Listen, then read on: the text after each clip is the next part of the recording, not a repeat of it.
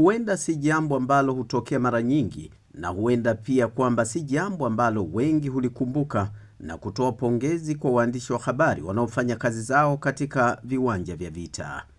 Papa Leo wa 16 amelikumbuka hilo na kutoa kongole kwa waandishi wanaohatarisha maisha yao ili waweze kuihabarisha dunia kile kinachoendelea katika maeneo ya vita. Hii ni TriGen Media.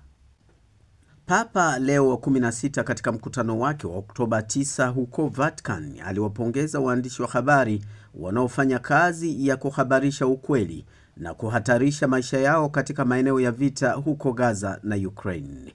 Kama leo tunajua kinachoendelea huko Gaza na Ukraine na katika maeneo mengine ambako kuna vita vya kila siku, ni kwa sababu ya kazi yao, alisema Papa Leo.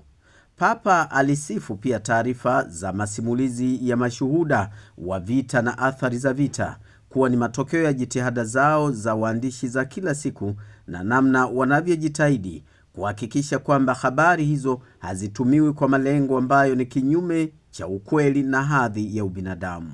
Hata hivyo, Papa Leo amesisitiza kuwa kufanya kazi ya uandishi wa habari kamwe hakuwezi kuchukuliwa kuwa uhalifu, akitoa wito kuachiliwa huru kwa waandishi wa habari waliozuiwa na kuhimiza vyombo vya habari kuzingatia uwezo, ujasiri na hisia ya maadili dhidi ya ukandamizaji wa kisiasa au kiitikadi.